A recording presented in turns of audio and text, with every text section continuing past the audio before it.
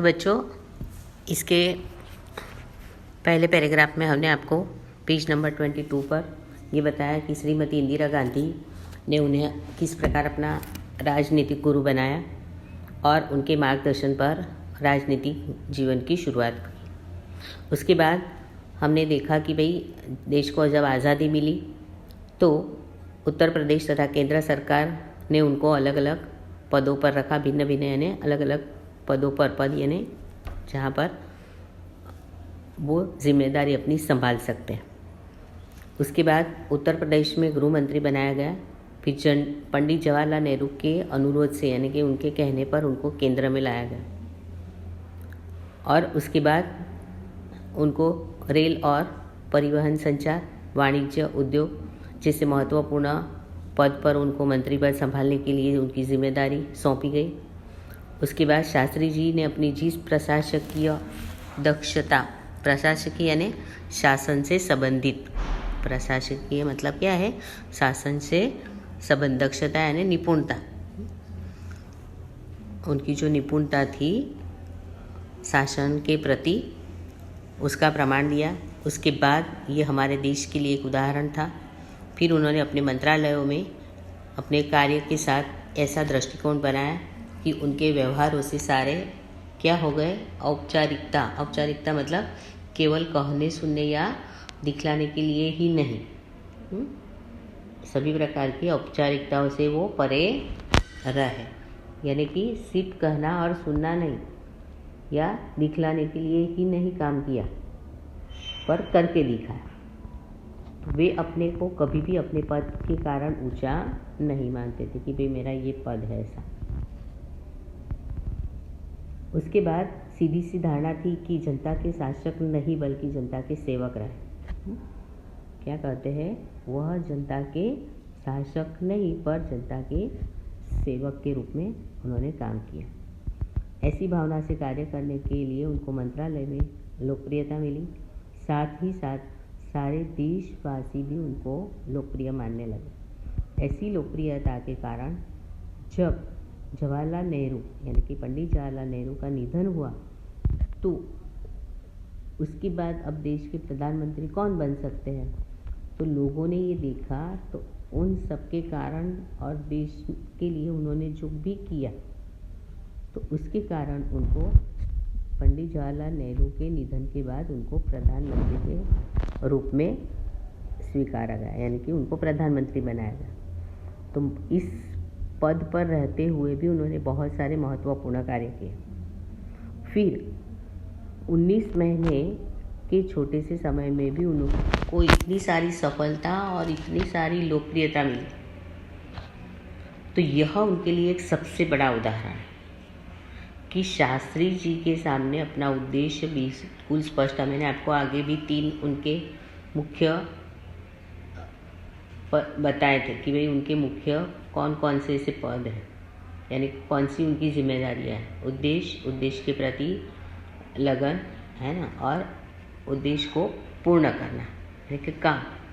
तो ऐसे वह बिल्कुल स्पष्ट थे, स्पष्टता से ही काम करते थे और उसमें किसी प्रकार का धुंधलापन या भटकाव नहीं था। धुंधलापन यानी अस्पष्टता नहीं थी, है ना, और अपने लक्ष्य को छोड़कर इधर उधर न होना, ऐसा उन्होंने कभी किया नहीं। उनका लक्ष्य था ऊंचाइयों तक देश को ले जाना, और ऐसे अपने मन में भी कभी अस्पष्टता नहीं थी कि मैं ये यदि करूँगा या नहीं करूँगा तो लोग क्या कहेंगे, ऐसा नहीं था उनके मन में।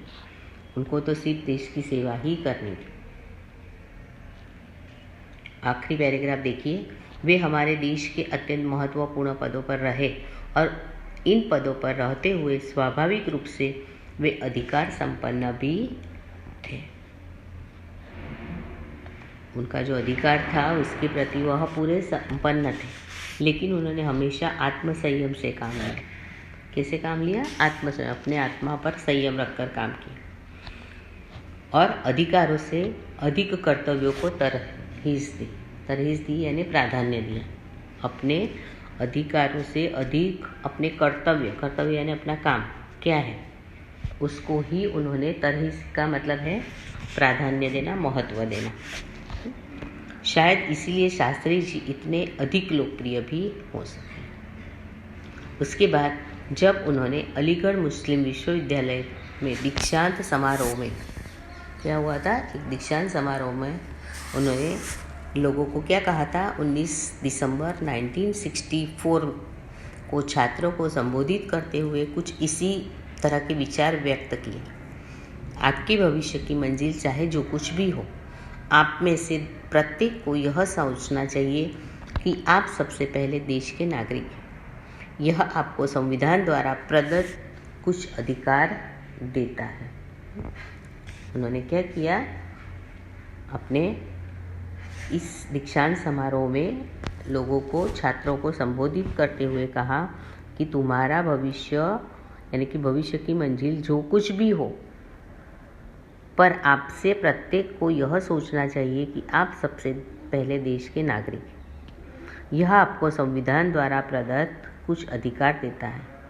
संविधान मतलब पता है ना, कि भाई आपको जो जो प्रतिज्ञाएं दी जाती है वो प्रतिज्ञा के साथ ही काम करना। आप प्रतिज्ञा करते हो ना, भारत मेरा देश, ऐसा संविधान। तो संविधान द्वारा प्रदत्त कुछ अधिकार देता है, लेकिन इससे कुछ कर्तव्यों का भी बोझ आता है, जिसे समझना चाहिए कि हमारा, पेज नंबर 23 पर देखिए, देश प्रजातांत्रिक है जो निजी स्वतंत्रता देता है, लेकिन इस स्वतंत्रता का उपयोग एक व्यवस्थित समाज के हित में स्वेच्छा से लगाए गए प्रतिबंधों के तहत होना चाहिए।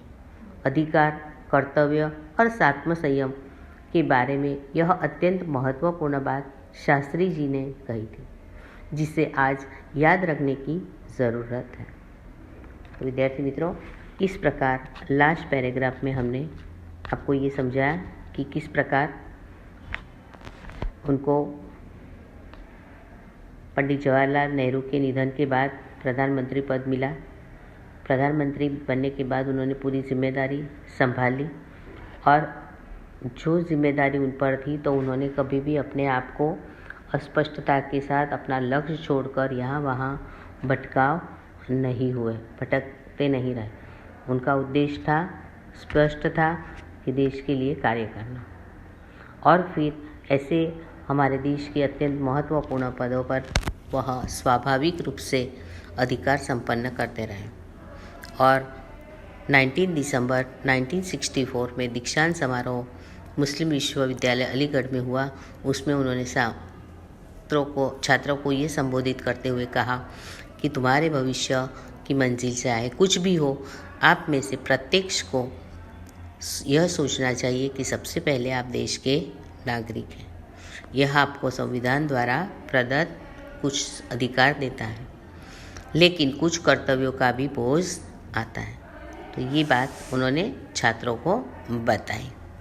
इसे हमें समझना चाहिए कि हमारा देश प्रजातांत्रिक यानी प्रजा से चलता हुआ देश, प्रजातांत्रिक देश है। उसे पूरी स्वतंत्रता है। हमारे देश के हर एक लोगों को निजी स्वतंत्रता, यानी अपने आप कुछ भी कर सकते हो, ऐसी स्वतंत्रता आपको मिली। तो इस स्वतंत्रता का उपयोग आपको एक समाज के लिए, व्यवस्थित समाज के लिए करना चाहिए। देश का हित सोचना चाहिए, और स्वेच्छा से किसी के दबाव पर आकर, किसी के कहने पर देश की सेवा नहीं करनी है, पर अपने अधिकार, अपना कर्तव्य और अपने आत्मसंयम के बारे में सोच कर कि भाई मुझे देश के लिए क्या करना है। तो एक व्यवस्थित समाज के हित में स्वेच्छा से आपको देश के लिए काम करना है। तो इस प्रकार की सारी बातें उन्होंने छात्रों को संबोधित करते हुए कही, और वो खुद भी अपने अधिकार, अपने कर्तव्य और आत्मसंयम के बारे में यह अत्यंत महत्वपूर्ण बात शास्त्री जी ने कही, जिसे याद रखने जैसी है ना। इसकी ज़रूरत है आज के युवाओं को ये सब समझने की कि हमारा कर्तव्य पहले क्या है ना। तो विद्यार्थी मित्रों, इस प्रकार हमने आपको लेसन नंबर 4 के पाठ का पठन करवाया, पाठ को विस्तार से समझाया। यदि आपको नहीं समझ में आया है तो आप पूछ सकते हो, पर एक बार फिर से पाठ का पठन कर लेना। आपको ऐसे लगे तो मैंने आपको बताया है जिस चीज़ के नीचे अंडरलाइन करनी है, बराबर। इस पाठ के कुछ 10 कठिन शब्द है वो आपको लिखने हैं और ये शब्दार्थ है जिसकी मैं चर्चा कर रही हूँ। देखिए, दायित्व यानी जिम्मेदारी, निष्काम यानी बिना फल की अपेक्षा यानी अनाशक, समर्पण यानी सौंपना या अर्पित करना, समन्वय यानी सहयोग, निहित यानी भीतर रहा हुआ, अंतर्गत, आस्था यानी श्रद्धा और विश्वास, विरासत उत्तराधिकारी या वारसो गुजराती में, आह्वान यानी ललकार चुनौती, उन्मूलन यानी जड़ मूल से नष्ट करना, दक्षता निपुणता, तरजीह प्राधान्य यानी अग्रिमता, प्रदत्त यानी दिया हुआ, निर्वाचित यानी चुना हुआ, दीक्षांत समारोह यानी विश्वविद्यालयों का प्रमाण पत्र देने का उत्सव। जो विश्वविद्यालय में प्रमाण पत्र मिलते हैं ना, जैसे ग्रेजुएशन हुआ है तो आपको ये प्रमाण पत्र दिया जाता है, उस वक्त उनको बुलाया गया। वैसे इंग्लिश में उसे कॉन्वोकेशन कहते हैं। तो इस प्रकार इसके कठिन शब्द भी आपको लिखने हैं, बराबर। कठिन शब्द आपने पूरे पाठ में से आपको अंडरलाइन किए होंगे। कौन कौन से हार्ड वर्ड्स हैं वो आपको कम से कम 10 या 12 3 टाइम्स लिखने हैं कॉपी में। आप लोगों की नोटबुक्स मैंने चेक की है, आप लोगों ने बहुत ही अधूरा काम छोड़ा है। 65 स्टूडेंट में से सिर्फ 20 बच्चों ने ही नोटबुक दी है। इसका मतलब ये है कि आप पढ़ाई करते ही नहीं। तो अब की बार ऐसा ना हो, पूरी कंप्लीट सेकंड सेमेस्टर से पूरी नोटबुक कंप्लीट करना, ओके। और आपकी कॉपी में ये सब कुछ लिखना है, ठीक है। इसके बाद अभ्यास के प्रश्नों की चर्चा नेक्स्ट वीडियो में करेंगे। Take care.